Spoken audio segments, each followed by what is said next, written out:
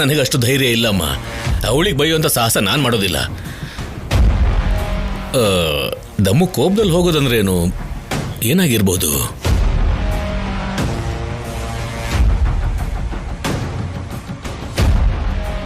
ಅವಳು ಯಾಕೆ ಹಾಗೆ ಹೋದ್ಲು ಅಂತ ಪಲ್ಲವಿಗೂ ಗೊತ್ತಿಲ್ಲ, ನಿಮಗೂ ಗೊತ್ತಿಲ್ಲ, ಮತ್ತಿನ್ಯಾರು ಗೊತ್ತು? ಯಾರಿಗೇನು ಗೊತ್ತಿಲ್ಲ ಅಂದ್ರು ಅವಳ ವಿಷಯ ಎಲ್ರಿಗೂ ಗೊತ್ತಲ್ವಮ್ಮ. ಸಂಪದ ಕಾಣಿಸಿದ್ಲು ಅಂದಾಗಿಂದ ರಾತ್ರಿ ಎಲ್ಲ ಅದೇ ಯೋಚನೆಯಲ್ಲಿ ಇದ್ಲು. ಮಧ್ಯರಾತ್ರಿ ಎದ್ದು ನೋಡಿದಾಗ್ಲೆಲ್ಲ ದೆವ್ವದ ಹಾಗೆ ಕೂತ್ಕೊಂಡೇ ಇದ್ಲು. ನಿದ್ರೆ ಕೂಡ ಮಾಡಿಲ್ಲ. ಇದರಿಂದ ಏನ್ ಅರ್ಥ ಆಗುತ್ತೆ ಅಂದ್ರೆ, ನನಗನ್ಸೋ ಹಾಗೆ ಅವಳು ಈ ವಿಷಯನ ಇತ್ಯರ್ಥ ಮಾಡ್ಕೊಳ್ದೆ ಬರೋದಿಲ್ಲ. ಆ ಸಂಪದ ವಿಷಯನ ಇತ್ಯರ್ಥ ಮಾಡೋದಕ್ಕೆ ಹೋಗಿರ್ತಾಳೆ.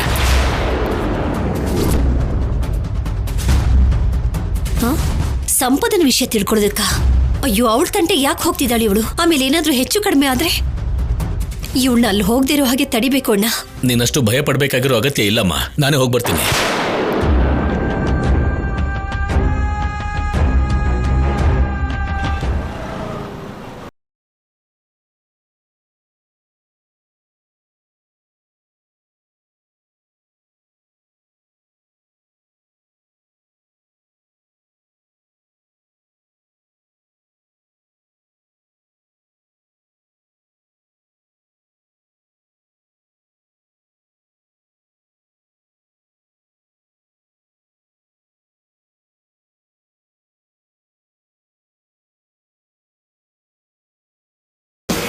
ನೋಡು, ನೀನು ತುಂಬ ಅದೃಷ್ಟವಂತೆ.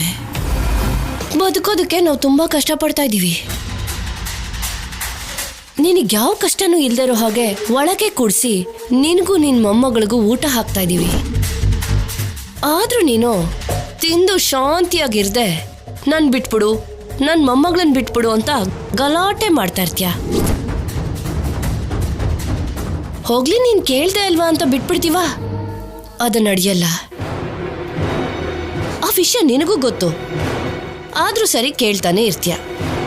ಸರಿ ಬಿಡು, ನಿನ್ನ ಜೊತೆ ನನಗೇನು? ನಾನು ಕಳಿಸಿರೋ ವ್ಯಕ್ತಿ ನನ್ನ ಕೆಲಸ ಮಾಡಿದ್ರೆ ನನಗದೇ ಸಾಕು.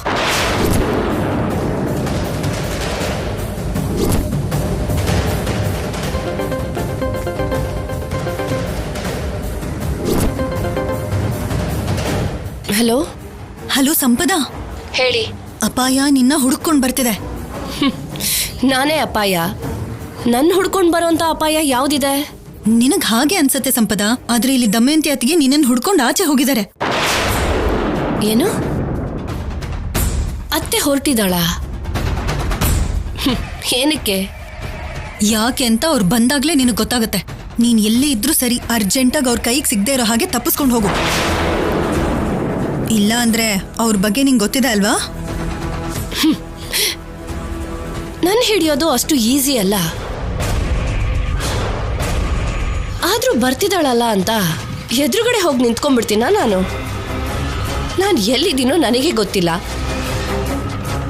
ಅಂಥದ್ದು ಅವಳಿಗೆ ಹೇಗೆ ಗೊತ್ತಾಗುತ್ತೆ? ನೀನ್ ಹಾಗೆ ಅನ್ಕೋಬೇಡ. ನೀನನ್ನು ಹಿಡಿಬೇಕು ಅಂದ್ರೆ ನಮ್ಮ ಅತ್ತಿಗೆಗೆ ಅದೇನು ದೊಡ್ಡ ವಿಷಯ ಏನಲ್ಲ.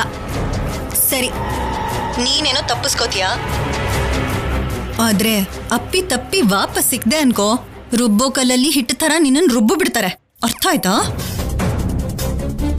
ಸರಿ, ಕಷ್ಟಪಟ್ಟು ನನಗೋಸ್ಕರ ಬರ್ತಿದ್ದಾಳೆ ಅಂದೆ ಅಲ್ವಾ? ಬರ್ಲಿ ಬಿಡು. ಪಾಪ ಹುಡ್ಕೊಂಡು ತಿರುಗ್ಲಿ. ಬಾ ಸಂಪದ, ನಿನಗೆ ಅರ್ಥ ಆಗ್ತಿಲ್ಲ.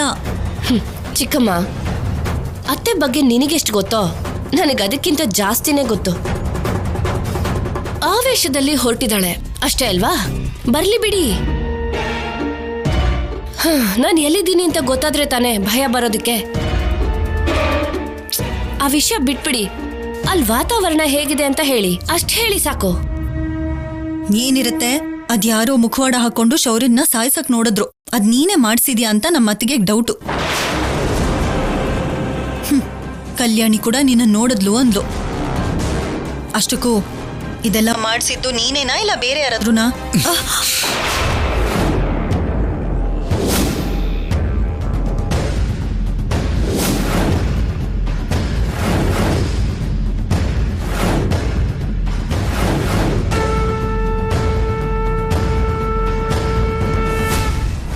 ನೀನೇನ್ ಭಯ ಪಡಬೇಡ. ನಮ್ಮ ಅಕ್ಕ ತಿಳ್ಕೋತಾಳೆ, ಬಂದು ನಿನ್ನ ವಿಚಾರಿಸ್ಕೋತಾಳೆ.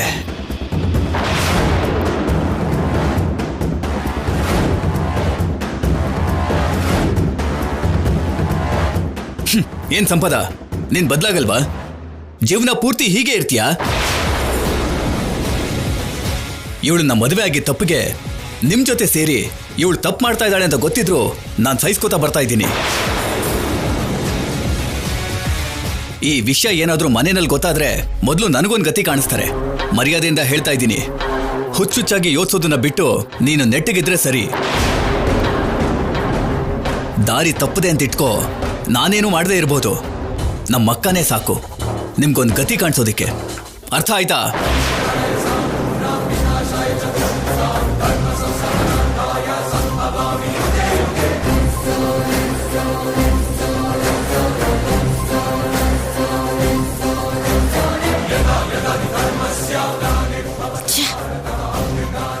ಕೊನೆಗೆ ನಮ್ಮ ಚಿಕ್ಕಪ್ಪನು ನನಗೆ ವಾರ್ನಿಂಗ್ ಕೊಡೋ ಹಾಗಾದ್ರು. ಆದ್ರೂ ಇವರೆಲ್ಲ ನನಗೇನ್ ಮಾಡಕ್ಕಾಗತ್ತೆ? ಮಹಾ ಅಂದ್ರೆ ಫೋನಲ್ಲಿ ಮಾತಾಡ್ತಾರೆ, ಹೆದರಿಸ್ತಾರೆ. ಅದನ್ ಬಿಟ್ಟು ಏನು ಮಾಡಕ್ಕಾಗಲ್ವಲ್ಲ. ಟೈಮು ಅವ್ರ ಕಡೆ ಇದೆ. ನಮ್ಮ ಆಚೆ ಅತ್ತೆ ನನಗೋಸ್ಕರ ಹುಡ್ಕೋದು ಅಂದ್ರೇನು? ನಾನೇ ಶೌರ್ಯನ ಅಟ್ಯಾಕ್ ಮಾಡಿಸಿದ್ದೀನಿ ಅಂತ ಭ್ರಮೆಯಲ್ಲಿದ್ದಾಳ?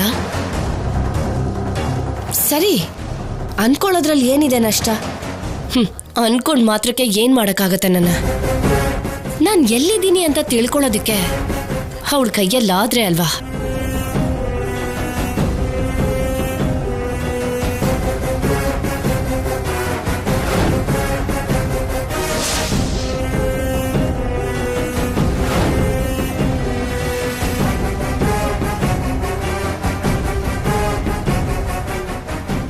ನನಗೋಸ್ಕರ ಅತ್ತೆ ಹೊರಟಿದಾರಂತೆ. ನಾನು ಎಲ್ಲಿದ್ದೀನಿ ಅಂತ ತಿಳ್ಕೊಳ್ಳೋದಕ್ಕೆ ನೀನ್ ಹೇಳು, ನಾವ್ ಎಲ್ಲಿದ್ದೀವಿ ಅಂತ ನಿನಗ್ ಗೊತ್ತಾ? ನಿನಗೂ ಗೊತ್ತಿಲ್ಲ, ನನ್ನನ್ ಬಿಟ್ರೆ. ಅಂಥದ್ರಲ್ಲಿ ನಮ್ಮ ಮಾಜಿ ಅತ್ತೆಗೆ ಹೇಗ್ ಗೊತ್ತಾಗುತ್ತೆ ಹೇಳು? ಅಸಾಧ್ಯ. ನಾನು ಎಲ್ಲಿದ್ದೀನಿ ಅಂತ ತಿಳ್ಕೊಳ್ಳೋದು ಅಸಾಧ್ಯ.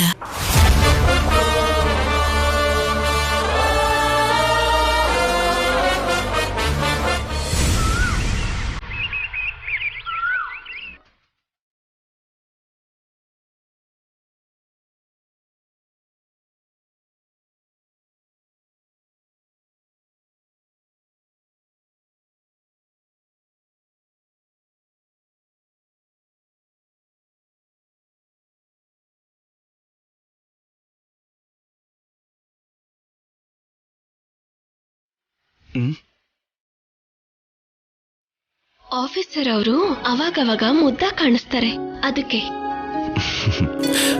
ಮತ್ತಿವಾಗ ನೋಡೋದು ಯಾಕೆ? ಒಂದು ಮುತ್ತು ಕೊಡ್ಬೋದಲ್ವಾ? ಅಯ್ಯೋ, ಆಸೆ ನೋಡು.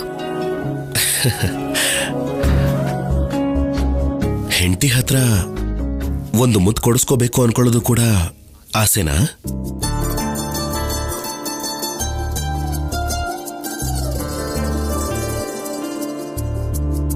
ಇದ್ಯಾಕೆ? ಅಮ್ಮ ಬಂದು ಹೇಗಿದ್ರು ದೃಷ್ಟಿ ತೆಗಿತೀನಿ ಅಂತ ಹೇಳಿದಾರಲ್ಲ, ಅದೇ ತರ ನನ್ನ ಆಫೀಸರ್ ಕ್ಷೇಮಕ್ಕೋಸ್ಕರ ನನ್ನ ಸ್ಟೈಲಲ್ಲಿ ನಾನು ನಿಮ್ಗೆ ದೃಷ್ಟಿ ಬೊಟ್ಟಿಟ್ಟೆ ಅಷ್ಟೇ.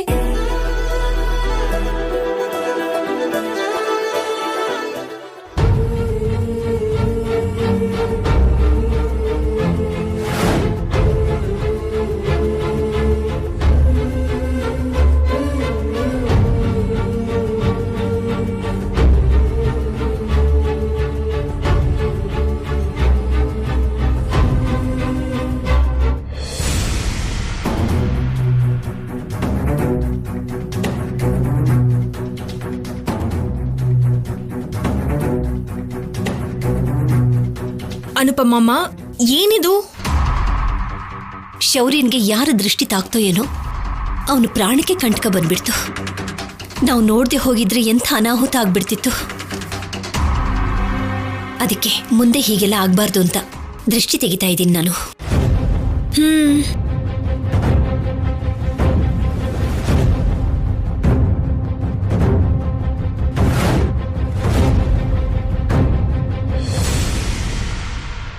ಶೌರ್ಯ ಬಾಪ್ಪ ಇಲ್ಲಿ.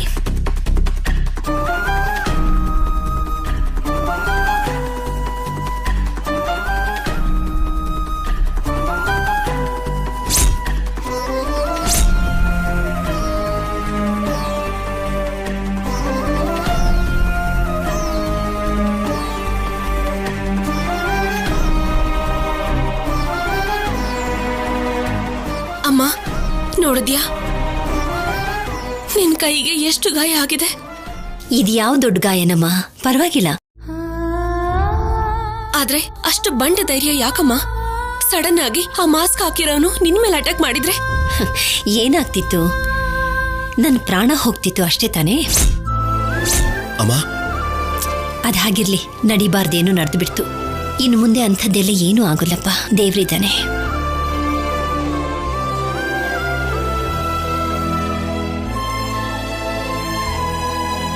ಆಪತ್ತು ಎಲ್ಲಿಂದ ಬಂದಿದೆ ಅಂತ ಚಿಕ್ಕ ಕ್ಲೂ ಸಿಕ್ಕಿದೆ. ಯಾರು ಬಂದಿದ್ರು, ಯಾಕೆ ಬಂದಿದ್ರು ಅಂತ ತಿಳಿದೇ ಹೋಗ್ಬೋದು. ಅದ್ಯಾರೇ ಆಗಿದ್ರು ಬಿಡೋದಿಲ್ಲ. ನೀನ್ ಸುಮ್ನೆ ಬಿಡಲ್ಲ ಅಂತ ನನಗೂ ಗೊತ್ತು.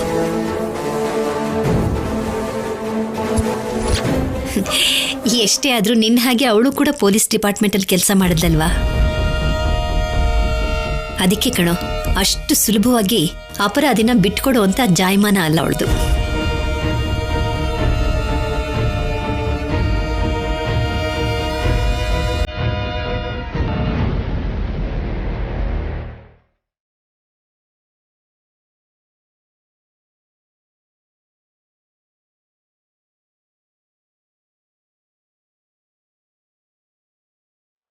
ಏನ್ ಮೇಡಮ್ ಇದು? ರಾತ್ರಿ ಎಲ್ಲ ನಿದ್ದೆ ಮಾಡಿಲ್ಲ ಗೊತ್ತಾ? ನಿಮ್ಗೇನಾದ್ರೂ ಆಗೋದ್ರೆ ಅನ್ನೋ ಚಿಂತೆ ನನ್ನ ನಿದ್ದೆ ಮಾಡೋಕೆ ಬಿಡ್ಲಿಲ್ಲ. ಇವಾಗ ಏನೂ ಆಗಿಲ್ಲ ತಾನೆ, ಯಾಕೆ ಅಷ್ಟೊಂದು ಬೇಜಾರು ಮಾಡ್ಕೋತೀಯ? ನನ್ನ ಅದೃಷ್ಟ ಚೆನ್ನಾಗಿರೋದಕ್ಕೆ ಏನೂ ಆಗ್ಲಿಲ್ಲ. ಆದ್ರೆ ದುರದೃಷ್ಟವಶಾತ್ ನಿಮ್ಗೇನಾದ್ರೂ ಆಗಿದ್ರೆ? ಅಲ್ಲ, ಅಷ್ಟು ನಿದ್ದೆ ಹೇಗ್ ಬಂತು ನಿಮ್ಗೆ? ಅವನು ನಿಮ್ ಮೇಲೆ ಅಟ್ಯಾಕ್ ಮಾಡಿ ಅಷ್ಟು ದೊಡ್ಡ ಜಗಳ ಆದ್ರೂ ನೀವು ಹಾಗೆ ಮಲ್ಗಿದ್ರಿ. ನಿಜಾನೇ, ಯಾಕೆ ಎಚ್ಚರ ಆಗ್ಲಿಲ್ಲ ಅಂತ ನನಗೂ ಅರ್ಥ ಆಗ್ಲಿಲ್ಲ. ತುಂಬಾ ಹೊತ್ತು ಮಾತಾಡ್ಕೊಂಡೇ ಕೂತಿದ್ವಿ. ಎಲೆ ಅಡಿಕೆ ತಿನ್ಸೋವರೆಗೂ ಚೆನ್ನಾಗೇ ಇದ್ವಿ. ಅದಾದ್ಮೇಲೆನೆ ತುಂಬಾ ಗಾಢವಾಗಿ ನಿದ್ದೆ ಬಂದಿದ್ದು. ಆ ಎಲೆ ಅಡಿಕೆಯಲ್ಲಿ ಏನಾದ್ರೂ ಮತ್ ಬರೋ ಮದ್ ಬೆರೆಸಿದ್ರು ಅಂತೀಯ? ಹಾಗಾದ್ರೆ ಪಲ್ಲವಿ ಚಿಕ್ಕಮ್ಮ ಇನ್ನೂ ಬದಲಾಗಿಲ್ಲ. ಅವರೇ ಸಂಪದಾಗಿ ಸಹಾಯ ಮಾಡಿರ್ತಾರೆ.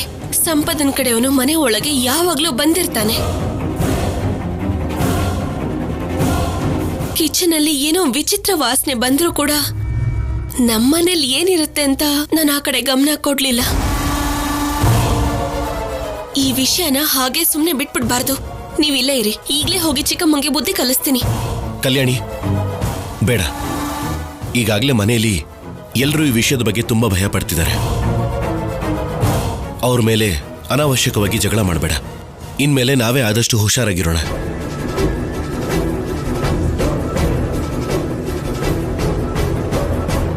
ನಮ್ಮನೇಲೆ ನಾವೇ ಹುಷಾರಾಗಿರ್ಬೇಕು ಅಂದ್ರೆ ಹೇಗೆ ಆಫೀಸರ್? ಎಷ್ಟು ದಿನ ಹೀಗೆ ಇರೋದು? ಮನೇಲಿ ದೊಡ್ಡವರಿದ್ದಾರೆ, ಅವ್ರಿಗೆ ಟೆನ್ಷನ್ ಕೊಡೋದು ಯಾಕೆ?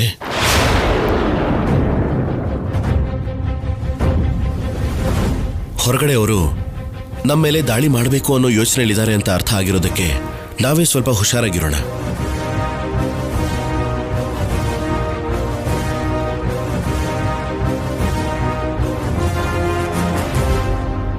ಹೌದು, ನೀನೇನೋ ಸಿಕ್ತು ಅಂತ ಹೇಳಿದ್ಯಲ್ಲ, ಏನದು?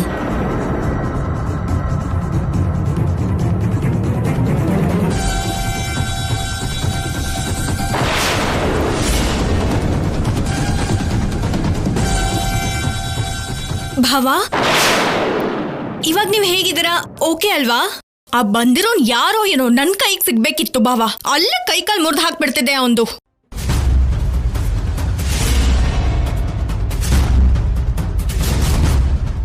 ಈ ವಿಷಯನ ಎಲ್ರೂ ಇಲ್ಲಿಗೆ ಬಿಟ್ಬಿಡಿ.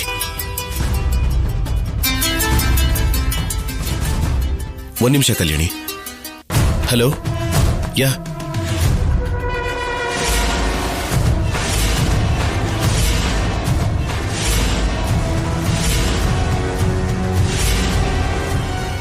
ನಾನು ಒಂಟಿನೇ ಅಂತ ಅಂದೆ. ರಾತ್ರಿ ಎಲ್ಲ ಮನೇಲೇ ಇದ್ದೆ ಅಲ್ವಾ? ಹೊರಗಡೆ ಅಷ್ಟು ಜಗಳ ಆಗುವಾಗ ನೀನಲ್ಲಿಗೆ ಬರ್ದೆ. ಎಲ್ಲ ಮುಗ್ದಾದ್ಮೇಲೆ ಸುಮ್ನೆ ಏನು ಗೊತ್ತಿಲ್ದೇ ಇರೋ ಹಾಗೆ ನೀರ್ ತಗೊಂಡ್ ಬಂದೆ. ಅಲ್ಲ, ಅಷ್ಟೊತ್ವರೆಗೂ ಏನ್ ಮಾಡ್ತಾ ಇದ್ದೆ?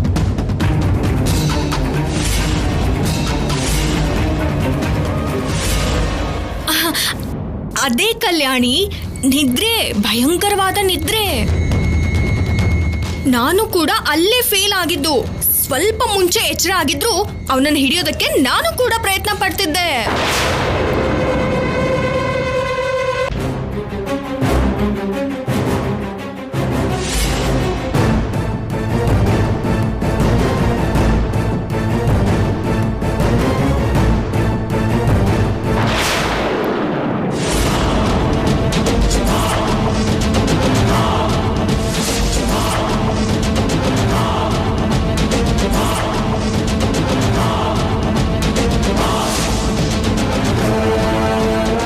ಬ್ರೇಸ್ಲೆಟ್ನ ಎಲ್ಲಾದ್ರೂ ಯಾವತ್ತಾದ್ರೂ ನೋಡಿದೀಯಾ?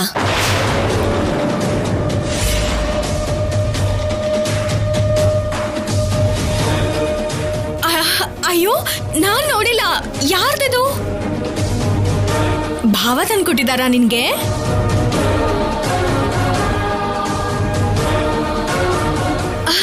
ಭಾವ ಯಾವ್ದೋ ಕೆಲ್ಸದ ಮೇಲೆ ಹೊರಗಡೆ ಹೋಗ್ತಿದ್ದಾರೆ. ಏನ್ ಬೇಕು ಹೋಗ್ ನೋಡ್ಕೋ. ನಾನ್ ಬರ್ತೀನಿ.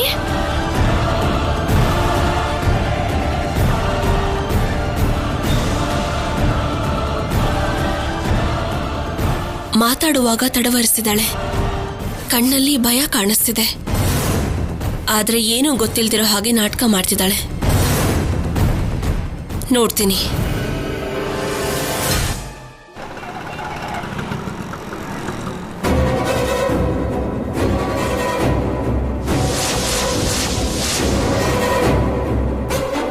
ಈ ಬ್ರೇಸ್ಲೆಟ್ನ ಎಲ್ಲಾದ್ರೂ ಯಾವತ್ತಾದ್ರೂ ನೋಡಿದೀಯಾ?